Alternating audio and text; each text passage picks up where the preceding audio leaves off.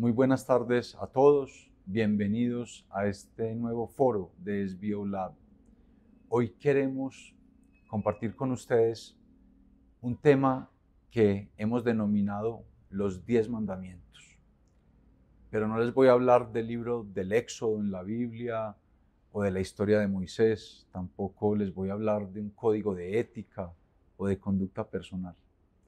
Quiero profundizar en ese conjunto de pautas que las compañías, las empresas, las corporaciones deben seguir a la hora de tomar esas grandes decisiones que marcan su historia, para bien o para mal.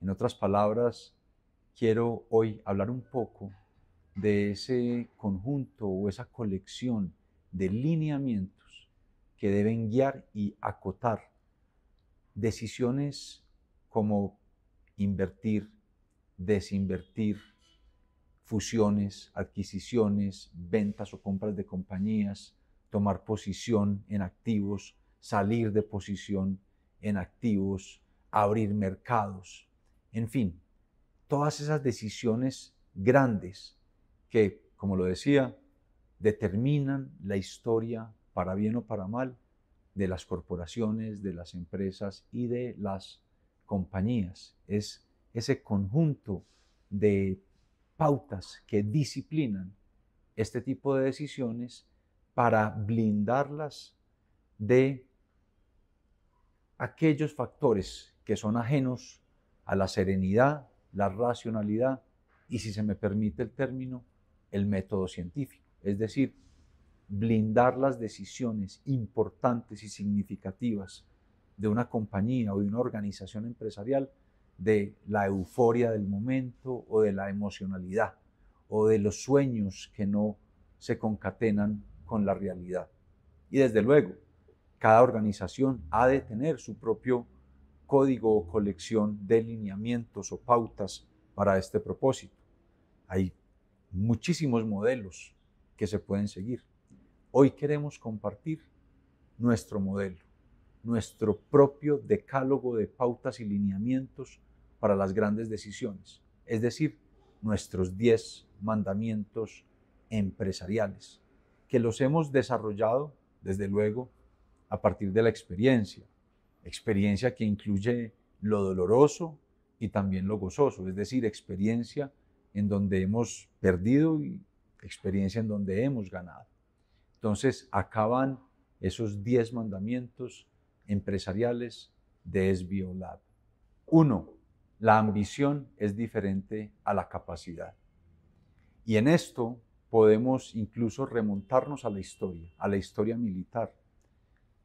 ¿Qué le habrán dicho los comandantes a Jerjes I, el rey persa, por allá en el siglo V a.C., cuando este rey se atrevió a cruzar el Helesponto, lo que hoy es el estrecho de Dardanelos, para invadir las ciudades-estado griegas? Le debieron haber advertido que era imposible cumplir con esa meta, una gran ambición de este rey, dadas sus capacidades a la hora de enfrentarse a la capacidad bélica y de resistencia de las ciudades-estado griegas.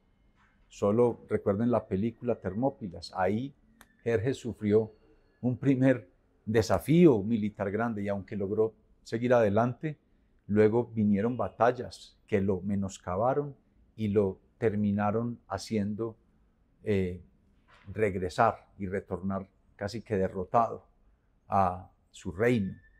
No todo lo que un fundador, un socio, un gerente visualiza, ensueña o cree poder realizar es fácticamente posible, dadas las capacidades tecnológicas, humanas, de capital, de fondeo, de acceso a mercados o de poder enfrentar desafíos regulatorios que tienen las compañías. Si esas capacidades realmente bien medidas no se concatenan con la ambición, con el objetivo grande, el costo va a ser enorme. Va a ser una derrota tipo la que sufrió Jerjes por allá en el siglo V a.C., creyendo que, a pesar de ser el rey que mandaba en la gran potencia mundial, podía con todo. Y no es así. No siempre se puede con todo. Y medir esa distancia entre la ambición y la verdadera capacidad es la clave para lograr las metas que se fijan las compañías y las organizaciones. Hay otro ejemplo que todos conocemos en la historia de la humanidad, Hitler. Este señor, que tenía una gran capacidad bélica, que venía construyendo a lo largo del tiempo, en algún momento se dispersó abriendo dos frentes de guerra, el occidental y el oriental, con los soviéticos. Pues bien, ese fue su error, gracias a Dios, porque por abrirse de esa manera y no medir bien su capacidad a la hora de llevar a cabo la ambición de tener dos frentes abiertos, los llevó al desastre, gracias a Dios. Pero fíjense cómo cuando no se mide esa distancia entre lo que quiero lograr y lo que realmente puedo lograr, el quiero y el puedo, ahí cuando no se mide esa distancia bien, terminamos cometiendo errores descomunales y llevando a que las compañías y las empresas incurran en costos enormes. Es por eso que hay que medir muy bien antes de emprender un plan de desarrollo qué capacidades tengo humanas, financieras, de mercados, competitivas, corporativas, capacidades incluso, como lo decía ahora, para enfrentar y resolver desafíos regulatorios, los desafíos que nos pone el mismo sistema. Si yo no mido eso muy bien y me monto en un tren de ambición que no tiene esto en cuenta, voy a terminar fracasando y el costo va a ser enorme.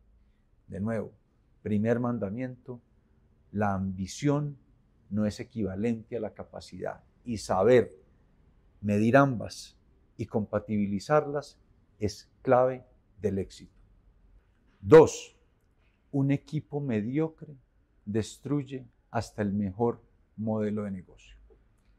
Sin duda, la impecabilidad del equipo en una compañía es condición necesaria, aunque no suficiente, para que las cosas se hagan bien, para que la compañía salga adelante. Ahora, por impecabilidad no estoy diciendo perfección. La perfección no admite errores. Por impecabilidad me refiero a un estado y a un nivel de conciencia en el equipo.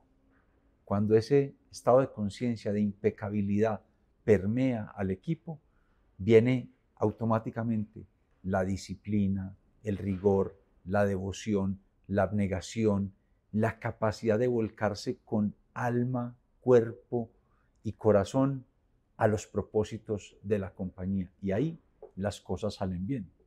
Y ustedes van a decir, pero pues este es un principio elemental. Estamos descubriendo que el agua moja. No lo crean.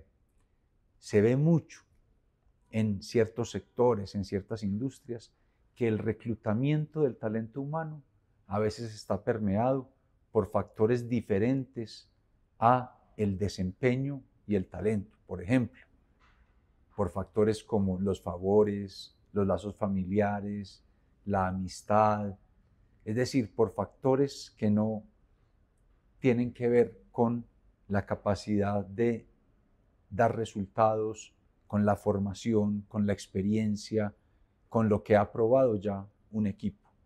Insisto, un equipo mediocre, un equipo sin impecabilidad puede acabar con una compañía y con el mejor modelo de negocio. Y la impecabilidad también tiene que ver con algo que va más allá de la propia pericia. Es decir, la pericia, por supuesto, hace parte de la impecabilidad que se le debe exigir o esperar de un equipo, pero también la integridad. Cuando hay carencia de integridad, aun si hay pericia, también se puede terminar destruyendo el mejor modelo de negocio o una compañía. Impecabilidad en el equipo es este segundo mandamiento. 3. La atención al detalle vale más que todo el oro del mundo. Este mandamiento me encanta, porque en él insisto todos los días en nuestro equipo. ¿Por qué? porque es en el microproceso, o cuando se pasa por alto la letra menuda de un contrato, o cuando hay un hierro minúsculo en la formulación de un modelo financiero, cuando se cometen los más grandes errores o los más costosos para una compañía. Es que lo grande salta a la vista por sí solo. El detallito, esa pequeña decisión a la que muchos no prestan atención, es ahí en donde puede haber un error que se paga costosísimo. Y lastimosamente lo que hemos visto, por lo menos en nuestra experiencia, es que hay muchas personas que aborrecen ocuparse del microdetalle, de leer a profundidad y de releer, de repasar las formulaciones y de volverlas a repasar una y otra vez, de entrar con tanta precisión a aquello que vamos a decidir, que nos blindemos de cualquier posibilidad de embarrarla. Y yo sé, también es elemental, pero esa atención al detalle, muchos dicen, es en realidad la suerte que otros obtienen. No es suerte, es atención al detalle, es esa capacidad de ocuparse de lo más pequeño de todo, de no aborrecer lo más pequeño de todo, de ser capaz de ir ahí, a donde la mayoría de los ojos no llegan. Atención al detalle vale más que todo el oro del mundo. 4. Multiplicar mínimo por 2 lo que se va a requerir. ¿Qué es lo que sucede?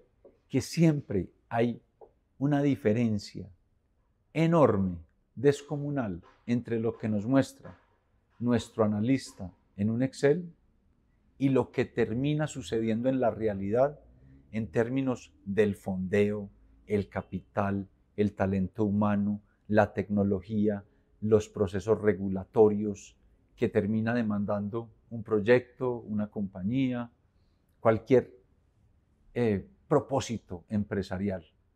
Una hoja de Excel nunca nos muestra lo que siempre termina materializándose en la realidad. Por ejemplo, choques a precios relativos, cambios en la regulación, cambios tarifarios o aduaneros, choques macroeconómicos como los inflacionarios a tasa de interés o cambiarios. Eso nunca lo puede anticipar la hoja de Excel.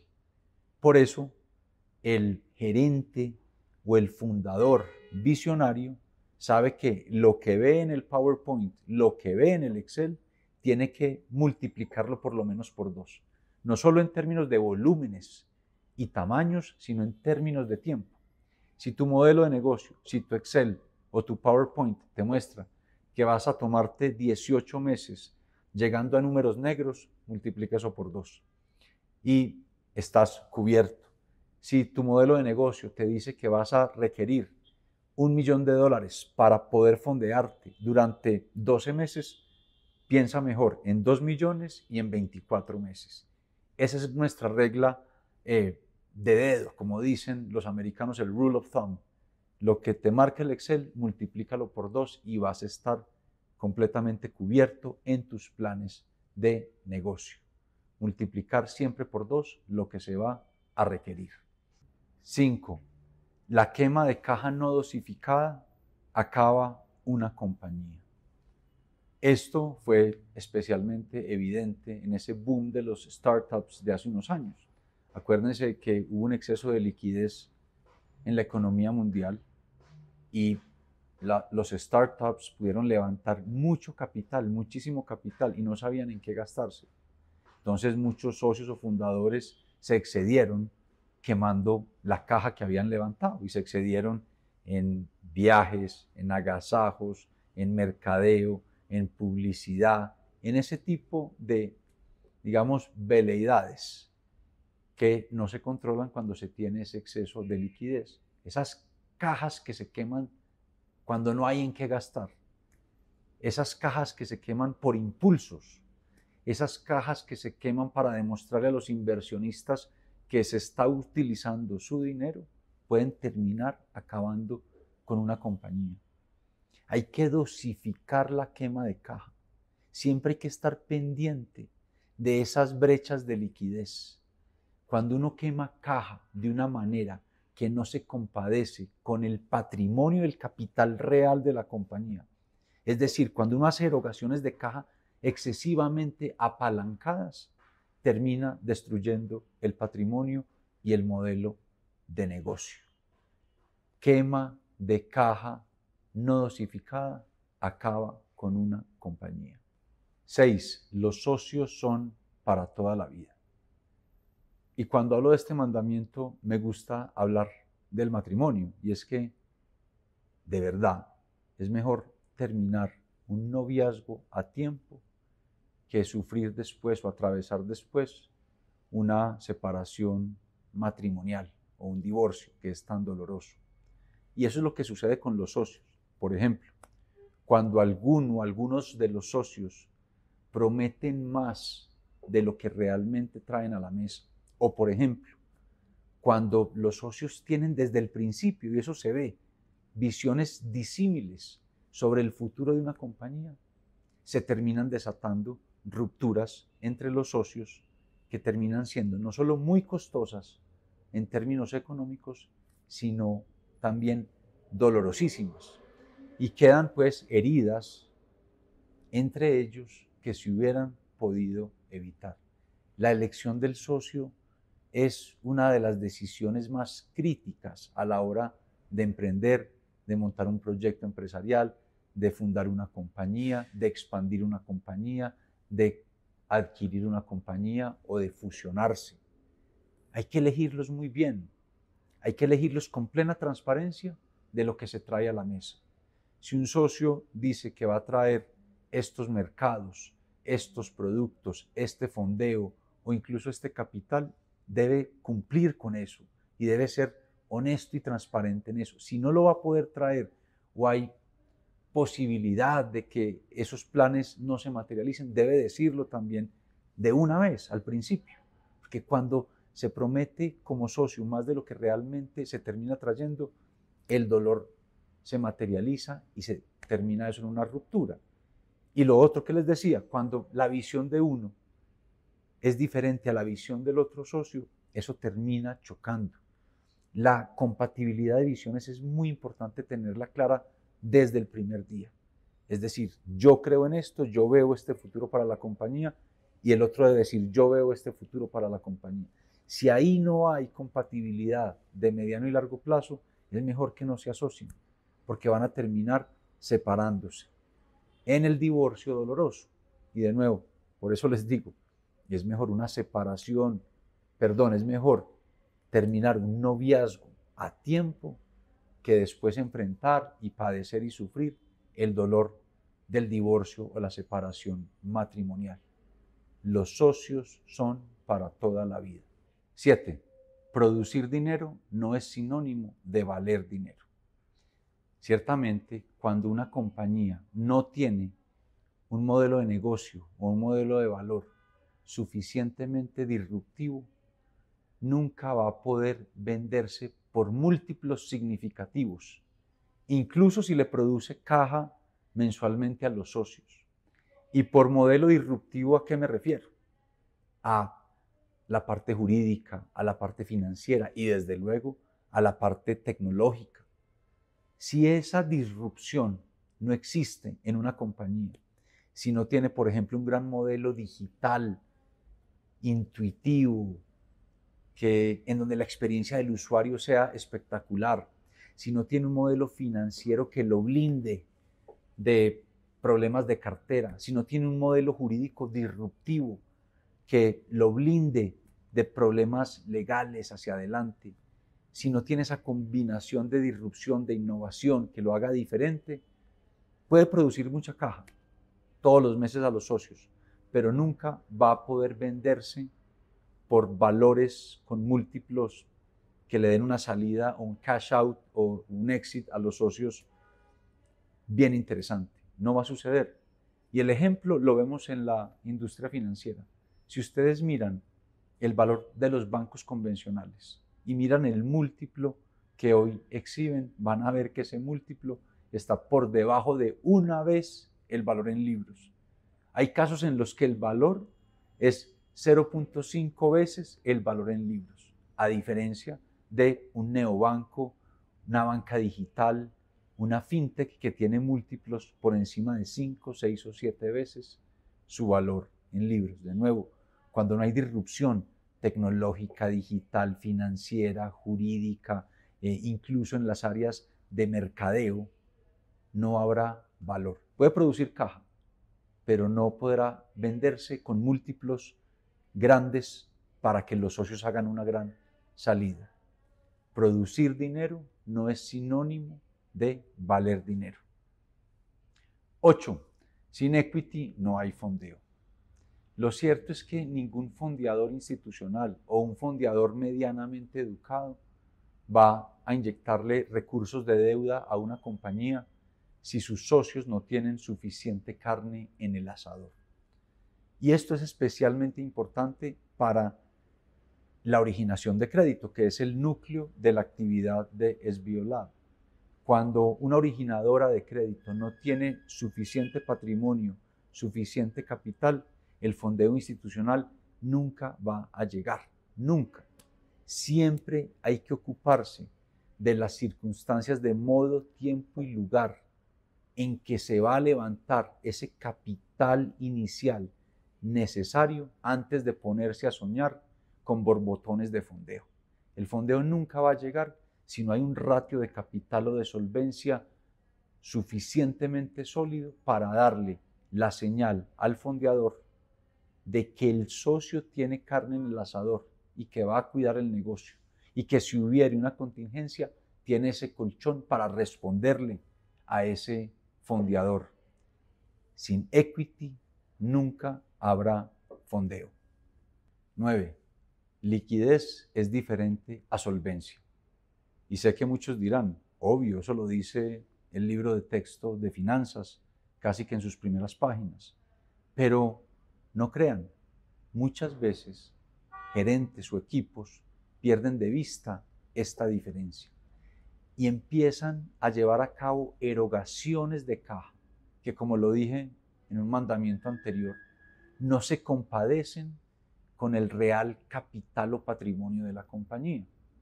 Es decir, erogaciones de caja excesivamente apalancadas y entran en esa ilusión de la caja, porque ven un saldo bancario alto, empiezan a darle vía libre a las erogaciones, sin considerar el real patrimonio, el equity, el capital de la compañía. Y con eso la pueden destruir.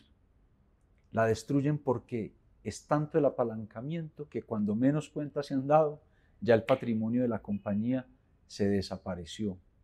Una cosa es la liquidez y otra la solvencia. Y en esto también debo decirlo.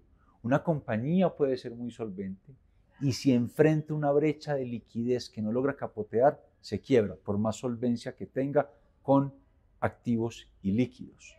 Porque mientras sale a liquidar esos activos, termina incumpliendo, termina enfrentando una crisis de confianza de sus acreedores, de sus fondeadores e incluso de sus socios.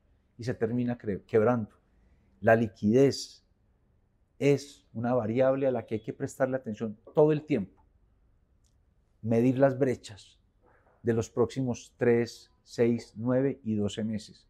Especialmente importante en los bancos o en las compañías financieras que se nutren permanentemente de fondeo para originar su cartera, pero también en cualquier otra compañía. Y mirarla muy bien, no solo en esas brechas que menciono, sino también en la compatibilidad que debe tener la erogación de caja que me merma la liquidez con mi patrimonio. Yo no puedo confundir la liquidez con el verdadero patrimonio de la compañía, porque en la liquidez puede haber algo de respaldo del patrimonio, pero también mucho apalancamiento. Llevarse toda la liquidez simplemente porque está ahí es violentar una regla de oro que dicta, insisto, y que está plasmada en este 9º mandamiento, que liquidez no es sinónimo de solvencia. 10. Paciencia. Esta parece elemental, pero nos recuerda que también en el ámbito empresarial, lo que vale en la vida toma tiempo. Las compañías exitosas y de altísimo valor llevan una trayectoria de muchísimo tiempo. Nokia casi 160 años. IBM ya va como para 115 años. Microsoft y Apple, esto parece increíble, ya van para casi 5 décadas de existencia. OpenAI, tan famosa hoy, ya va para una década. Las compañías toman tiempo en su construcción. Darle valor a una compañía toma muchísimo tiempo. Toda la construcción legítima de riqueza toma tiempo, puede tomar décadas. ¿Y quién gana? Gana el que tiene la paciencia, el aguante. Decía el Libertador que el mundo no es de los inteligentes, sino de los persistentes. Y eso nos lo prueban las historias de todas las compañías que han sido o siguen siendo exitosas. Y con esto terminamos nuestro decálogo. Es este decálogo, este conjunto o colección de pautas y de lineamientos que encausan las grandes decisiones que se toman en SBIOLAB, decisiones de inversión, desinversión, cuando hay fusiones, adquisiciones, toma de posiciones en ciertos activos, salida de posiciones en ciertos activos, ventas, compras de compañías, asociaciones, alianzas, apertura de mercados. Siempre vamos a estos 10 mandamientos. Estamos violando alguno de ellos, no estamos viendo algo que nos dicte estos 10 mandamientos. Y por eso creo que hoy ya SBIOLAB, por haberse disciplinado a estos 10 lineamientos o pautas, es una compañía, una holding exitosa que viene creciendo, que está dedicada, como lo hemos dicho siempre, a dar segundas oportunidades, a darle acceso a los canales formales de crédito, sobre todo a las personas invisibilizadas por la banca tradicional, siempre con ese ADN digital disruptivo y con unos grandes anillos de seguridad. Ese ha sido el foro esta vez, espero que les haya gustado y los invito a que vean un artículo que escribí para la revista Forbes de este mes, que ya está disponible hoy y que trata precisamente de estos 10 mandamientos. Buenas tardes y un saludo a todos.